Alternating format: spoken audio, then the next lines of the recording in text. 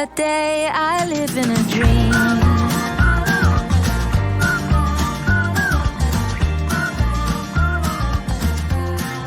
I live in a dream.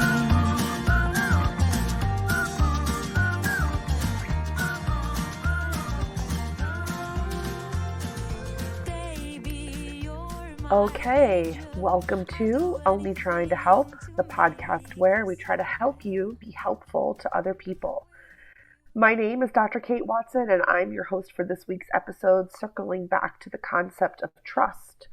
You know, it was about a year or two ago, I recorded an episode with our good friend Melanie, and we were talking about what I'm going to call big trust, the kind of trust it takes to be in an intimate relationship with someone, the kind of trust it takes to bond with people in really meaningful ways.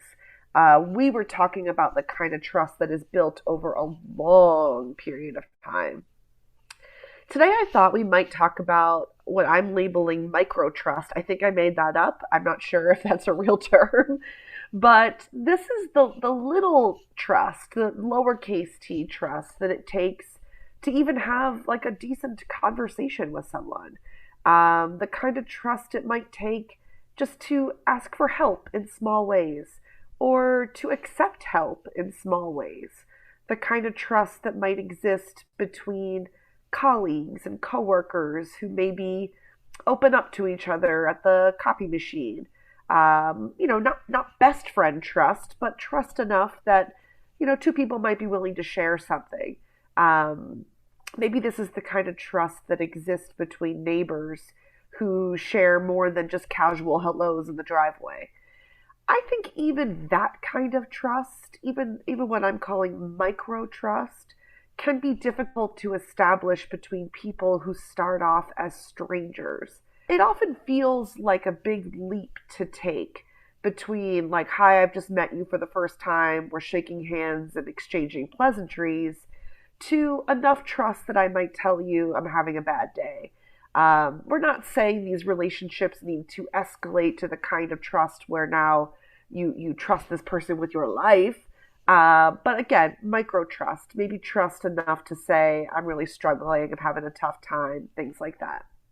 So I have a couple of tips. First, I think everybody would do themselves a big favor by just adjusting their expectations. If you're expecting someone to trust you, even in this micro way, within the first meeting that you have, your expectations might be too high. These things still take time, maybe not as much time as it takes to build a friendship where you consider this person family, but it still takes some time, and it should take time. It's actually a good sign when people are careful with who they trust. So when you meet someone who is maybe a little guarded, try to see that as a positive thing. Let's not assume this person has a brick wall built around them and they've closed out the world. Maybe they're just responsible with their boundaries and you're still a stranger. You're still a new person. I think you might be lucky to meet a friend like that. My second tip is to go first. I often hear people ask the question, Kate, how do I get people to trust me? And we don't spend nearly enough time thinking about how we can offer out some trust first. So I would say share a little bit about yourself as a way of showing trust in the other person. Break the ice. When your neighbor says, hi there, how are you? Maybe say more than just good thanks, how are you? Try and build a little closeness with this person by saying something like, I'm better now that the sun is shining. All that rain really ruined my softball game. Something like that.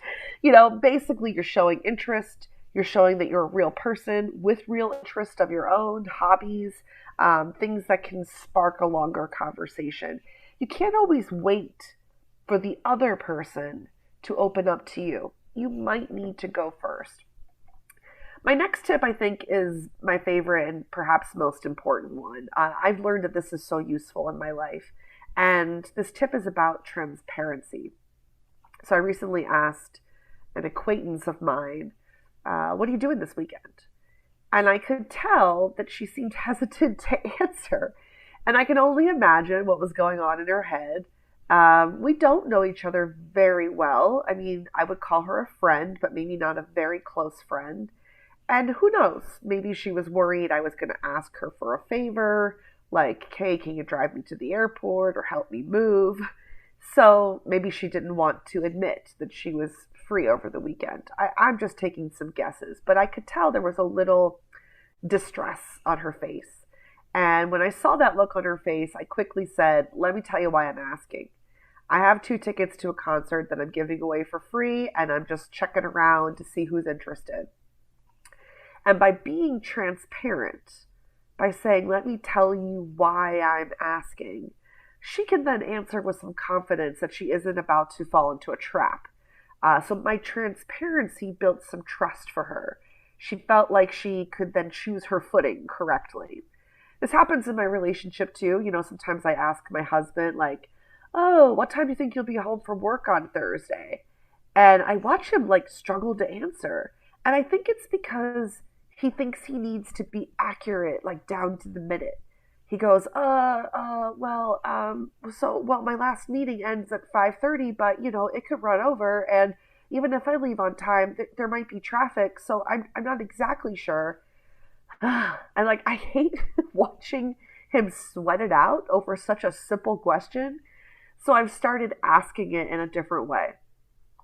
I say, what time will you be home from work on Thursday? And let me tell you why I'm asking. I know you'll be driving right by my office on your way home. And if you think it might be sometime between 6 and 7, I might ask you to pick me up so I don't have to take the bus. And then he very easily and calmly says, oh yeah, sure, it'll definitely be between 6 and 7. I can definitely come grab you on my way. My transparency about why I'm asking helped him keep calm. He didn't have to feel put on the spot, pressured to get it right. He trusted that he could just answer without causing a lot of stress. My last tip is don't give up. I think we said this before when we had our previous episode on trust, but for better or worse, trust is not a dichotomous, fixed thing. It's not like you just check your trust box or you don't. It ebbs and flows. And just when you think trust is gone or hopeless, something can shift and it will start to grow again. And unfortunately, the opposite is true.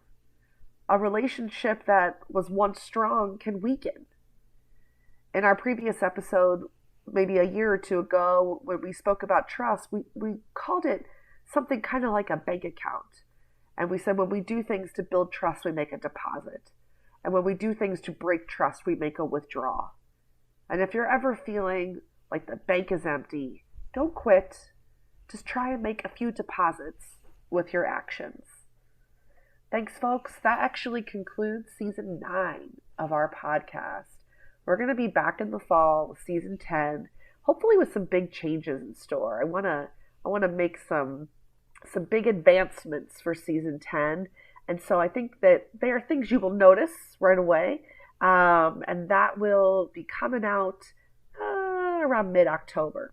So I look forward to taking this spring and summer off to do some good work, do some good planning for the podcast, record some great content for you so that we can release it come fall.